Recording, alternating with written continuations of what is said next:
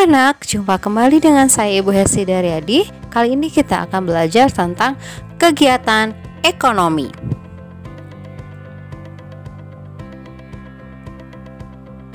Anak-anak, kebutuhan manusia itu beragam dan mereka harus memenuhinya. Tahukah kalian apa saja kebutuhan manusia? Ya, pertama ada tempat tinggal, sarana kesehatan, makanan dan minuman, sarana transportasi, pendidikan, membutuhkan orang lain, kemudian membutuhkan hiburan, membutuhkan sarana telekomunikasi, dan juga pakaian. Anak-anak, untuk memenuhi kebutuhan manusia tersebut, manusia melakukan berbagai jenis usaha di bidang ekonomi, yaitu di bidang pertanian, perkebunan, peternakan, perikanan, kemudian melakukan jasa, kehutanan, bidang pertambangan, perindustrian, dan melakukan perdagangan. Mari kita bahas satu persatu. Yang pertama, kita bahas tentang pertanian. Pertanian adalah mengelola suatu lahan atau tanah dengan usaha tanam menanam. Untuk meningkatkan hasil pertanian, ada beberapa cara yang dilakukan oleh para petani. Yang pertama ada intensifikasi, yaitu usaha untuk mengelola lahan dengan yang ada dengan sebaik-baiknya. Yang kedua, ekstensifikasi, usaha meningkatkan hasil pertanian dengan memperluas lahan yang sudah ada.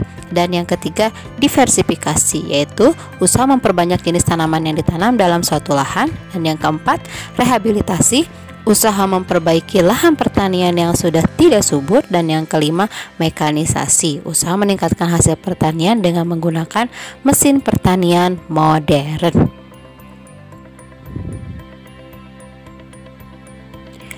Yang kedua, anak-anak, yaitu di bidang peternakan. Peternakan adalah usaha membudidayakan hewan untuk diambil manfaatnya oleh manusia.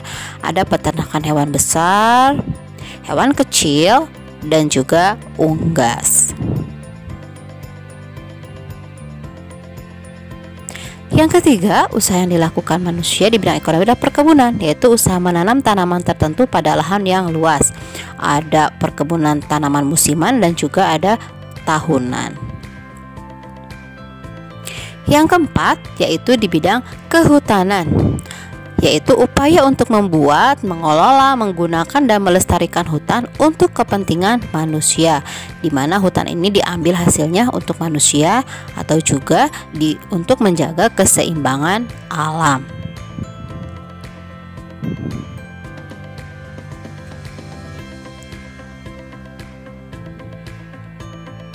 Yang kelima, yaitu perikanan. Perikanan adalah usaha penangkapan atau pembudidayaan hewan perairan.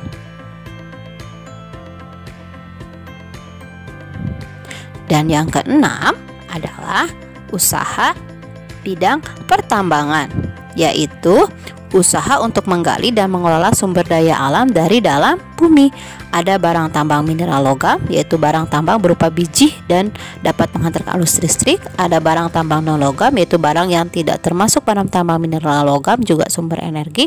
Dan yang ketiga ada barang tambang sumber energi, yaitu barang tambang yang dapat menghasilkan energi. Yang ketujuh ada bidang perindustrian, yaitu usaha mengolah bahan mentah menjadi bahan baku atau barang jadi. Dan yang kedelapan adalah perdagangan. Perdagangan adalah kegiatan membeli barang dari orang lain untuk selanjutnya dijual kembali ke orang lain. Dalam perdagangan ini ada pihak yang terlibat, yaitu pedagang sebagai distributor, penyedia barang itu produsen, dan yang ketiga adalah pembeli atau konsumen. Dan yang kesembilan adalah usaha di bidang jasa, yaitu usaha yang dilakukan seorang dengan cara memberikan pelayanan kepada orang lain untuk mendapatkan imbalan.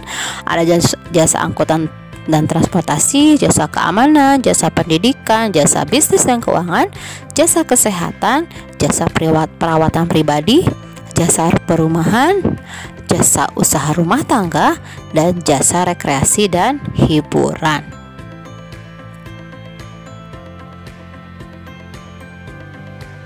Anak-anak, ada jenis usaha berdasarkan cara pengelolaannya, yaitu ada usaha perorangan, usaha kelompok, dan koperasi. Yang pertama kita akan bahas tentang usaha perorangan. Usaha perorangan adalah usaha yang dimiliki oleh satu orang. Keunggulannya adalah pemilik dapat mengembangkan usaha sesuai dengan keinginannya sendiri, keuntungan yang diperoleh dapat dinikmati sendiri, dan pengambilan keputusan dapat dilakukan dengan cepat. Sementara kelemahannya adalah modal dan kemampuan terbatas, kreativitas usaha terbatas, dan resiko kerugian ditanggung oleh sendiri. Yang kedua yaitu usaha kelompok, usaha yang dikelola dan dimiliki oleh lebih dari satu orang. Keunggulannya ini modal pasti lebih banyak, risiko ditanggung bersama, dan ide juga lebih banyak. Sementara kelemahannya adalah pengambilan keputusan harus sesuai kesepakatan bersama, keuntungan dibagi dengan pemilik modal, dan kelangsungan usaha tidak menentu karena rawan perbedaan pendapat antar pemilik modal. Ada perusahaan CV, firma, dan PT untuk usaha kelompok. Yang ketiga, anak-anak, adalah koperasi. Koperasi adalah bentuk usaha bersama yang beranggotakan perseorangan atau badan hukum atas asas kekeluargaan. Ya, baiklah anak-anak, demikian materi kali ini. Tugasnya adalah pertama, kerjakan tema 9 halaman 43 tentang kegiatan ekonomi, dan yang kedua, kerjakan tema 9 halaman 47 tentang pengelolaan kegiatan ekonomi. Ya, demikianlah materi kali ini. Terima kasih atas perhatiannya. Assalamualaikum warahmatullahi wabarakatuh.